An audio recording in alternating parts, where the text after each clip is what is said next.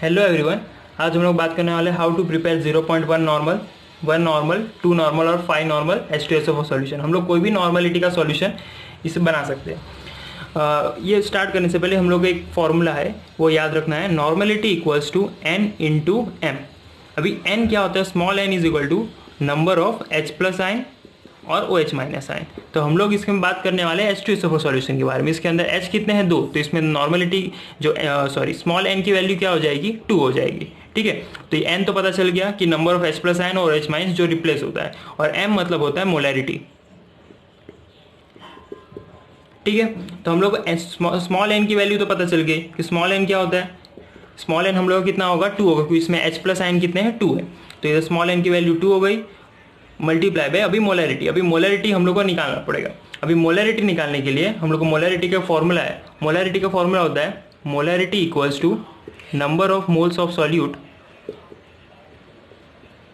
Divided by volume of solution in litre. ये याद रखना है, इन लीटर में होता है, इन 1 लीटर। ठीक है, तो अभी ये लीटर में होगा, तो हम लोग क्या करना है, ये सबसे पहले ये फॉर्मूला को यूज़ करके पहले मोलैरिटी निकालेंगे। Volume of solution in 1 litre, मतलब हम लोग 1 लीटर के लिए बना रहे हैं, तो नीचे तो आएगा 1 लीटर ही आएगा। तो हम लोग 1000 ml या उसको लीटर में ही कन्वर्ट करने से 1 लीटर आएगा। और number of moles of solute कैसे निकालेंगे, तो इसके लिए एक अलग फॉर्मूला होता है। तो number of moles of solute का फॉर्मूला होता है नंबर ऑफ मोल्स का फॉर्मूला होता है गिवन मास अपॉन मॉलिक्यूलर मास।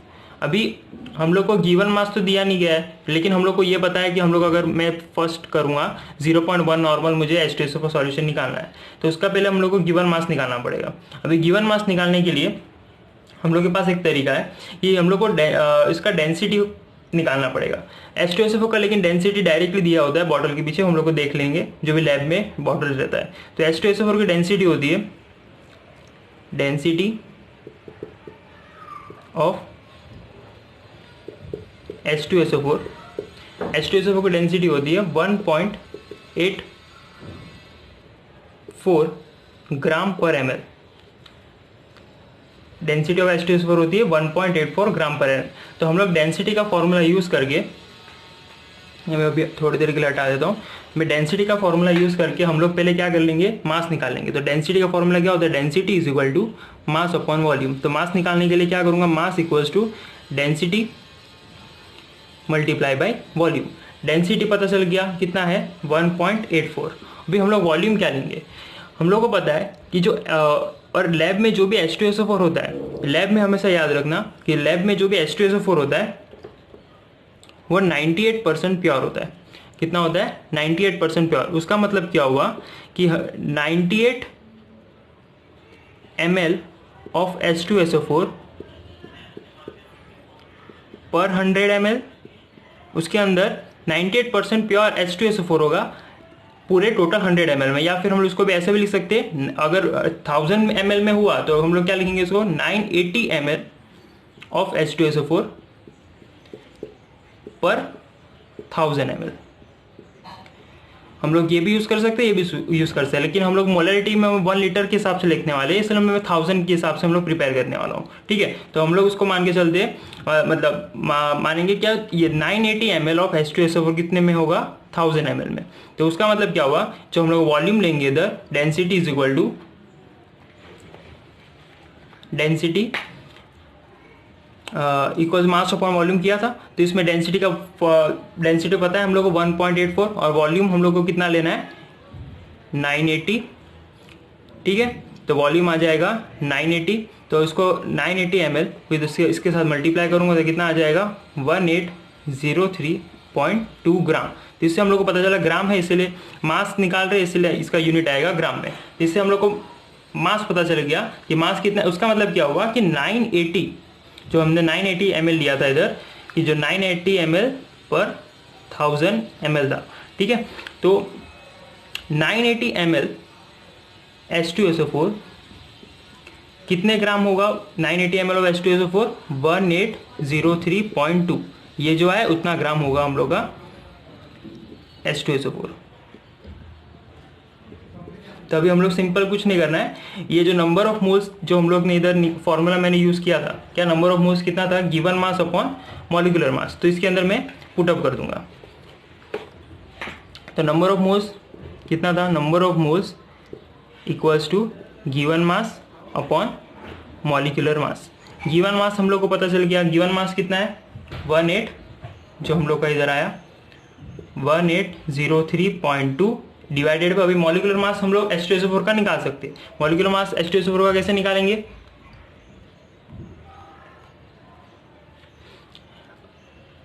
फॉर्मूला लिखो H2SO4, इसके अंदर फॉर्मूला निकालने ये हम लोग क्या करेंगे, H का value 1 multiply by 2 plus sulphur का होता है 32 प्लस ऑक्सीजन होता है 16 मल्टीप्लाई बाई 4। तो इसको हम लोग सॉल्व करेंगे तो इसका वैल्यू आएगा 98। तो इसका मॉलिक्यूलर मास पता चल गया कि H2SO4 का मॉलिक्यूलर मास कितना होता है 98। तो हम लोग क्या करेंगे, इधर जो मॉलिक्यूलर मास दिया हुआ है इधर इससे डिवाइड मार देंगे, तो इसके हम लोग को पता चल जाएगा कि नंबर ऑफ मोल्स कितना आएगा। तो इससे नंबर ऑफ मोल्स निकल के आएगा 18.4 मोल्स। यही ये वाला नंबर ऑफ मोल्स आया वो हम लोग इधर पुट कर देंगे, जो number of moles of solute दिया हुआ था। तो इसको मैं हटा देता हूँ, इसको भी हटा देता हूँ।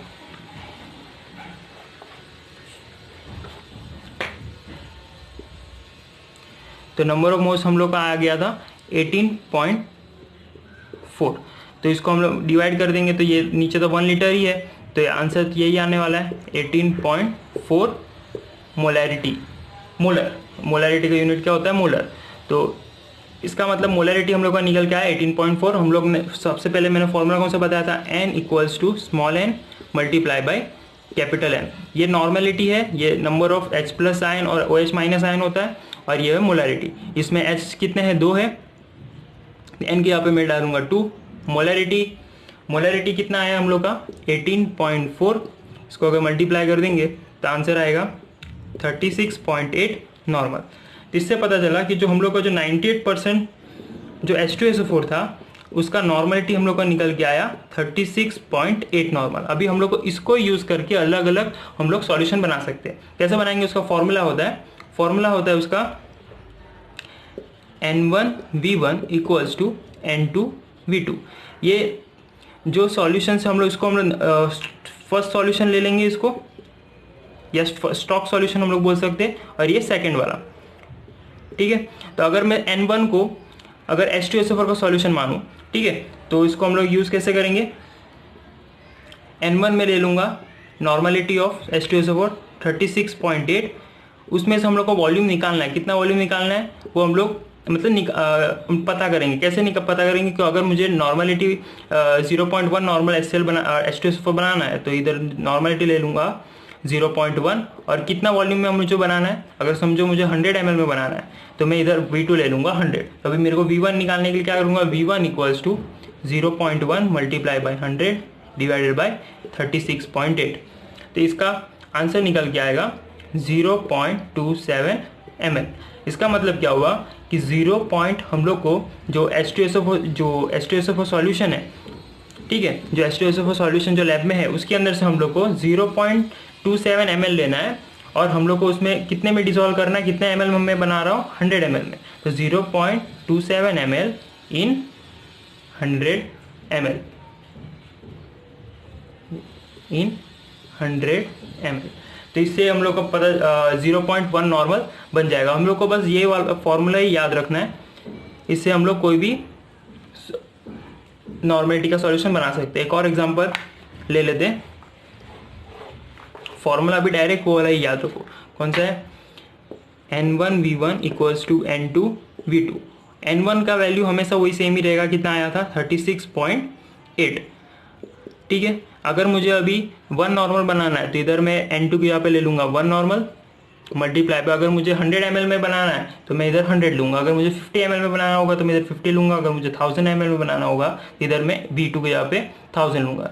अगर मुझे इसमें से V1 निकालना होगा तो 1 मल्टीप्लाई बाई 100 डिवाइडेड बाई 36.8। तो इसका आंसर निकल के आएगा 2.7 ml। उसका मतलब मुझे जो H2SO सॉल्यूशन है उसके अंदर 2.7 ml लेना है और डिसॉल्व करना है और डाइल्यूट करना है 100 ml ऑफ डिस्टिल वाटर, ठीक है।